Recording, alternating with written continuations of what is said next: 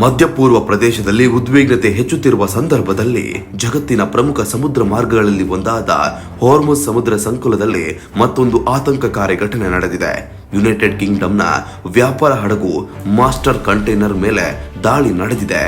ಈ ದಾಳಿಯ ಪರಿಣಾಮವಾಗಿ ಹಡಗಿನಲ್ಲಿ ಬೆಂಕಿ ಕಾಣಿಸಿಕೊಂಡಿದೆ ಎಂದು ಯುಕೆಯ ಮ್ಯಾರಿಟೈಮ್ ಟ್ರೇಡ್ ಆಪರೇಷನ್ಸ್ ಮಾಹಿತಿ ನೀಡಿದೆ. ಈ ಘಟನೆ ಜಾಗತಿಕ ಸಮುದ್ರ ಸಾರಿಗೆ ಮತ್ತು ತೈಲ ಸಾಗಣೆ ಭದ್ರತೆ ಕುರಿತು ಮತ್ತಷ್ಟು ಆತಂಕವನ್ನ ಹುಟ್ಟಿಸಿದೆ.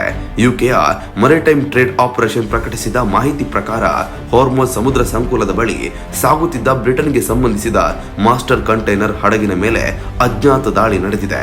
ದಾಳಿಯ ನಂತರ ಹಡಗಿನಲ್ಲಿ ಬೆಂಕಿ ಕಾಣಿಸಿಕೊಂಡಿದ್ದು ತಕ್ಷಣವೇ ಸಿಬ್ಬಂದಿ ತುರ್ತು ಕ್ರಮವನ್ನು ಕೈಗೊಂಡಿದ್ದಾರೆ.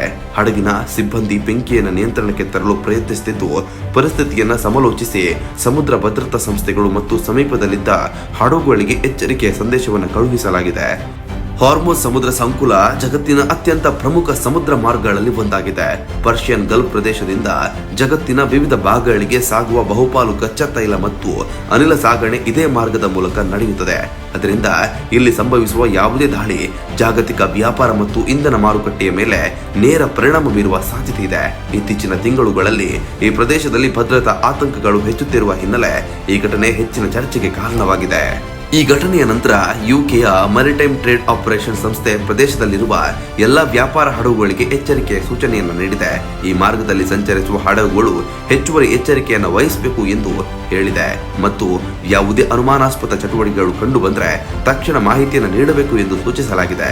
ಅಲ್ಲದೆ ಹಡಗುಗಳು ತಮ್ಮ ಸುರಕ್ಷತಾ ವ್ಯವಸ್ಥೆಯನ್ನು ಬಲಪಡಿಸುವಂತೆ ಸೂಚಿಸಲಾಗಿದೆ.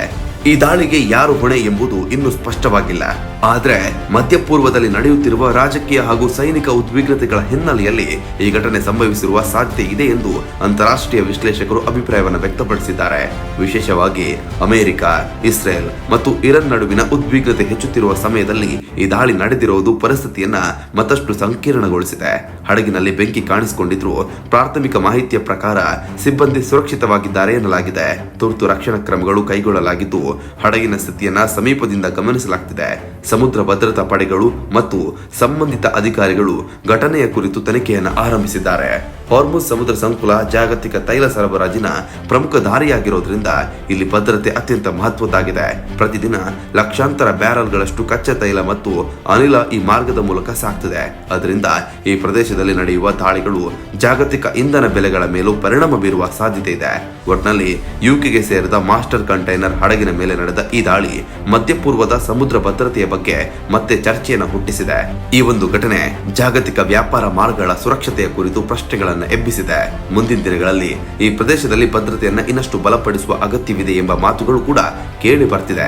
ತನಿಖೆ ಮುಂದುವರಿಯುವುದರಿಂದ ದಾಳಿಯ ಹಿಂದಿರುವ ನಿಖರ ಕಾರಣಗಳು ಮತ್ತು ಹೊಣೆಗಾರರು ಯಾರು ಎಂಬುದನ್ನ ಮುಂದಿನ ದಿನಗಳಲ್ಲಿ ಸ್ಪಷ್ಟವಾಗಿ ತಿಳಿಯಬಹುದಾಗಿದೆ.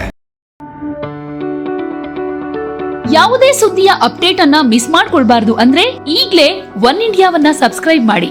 ನಿಮಗೆ ಬೇಕಾದ ಭಾಷೆಯಲ್ಲಿ ಎಲ್ಲಾ ಸುದ್ದಿ ತಿಳಿಬೇಕು ಅಂದ್ರೆ ಒನ್ ಇಂಡಿಯಾ ಆಪ್ ಅನ್ನ ಡೌನ್ಲೋಡ್ ಮಾಡ್ಕೊಳ್ಳಿ.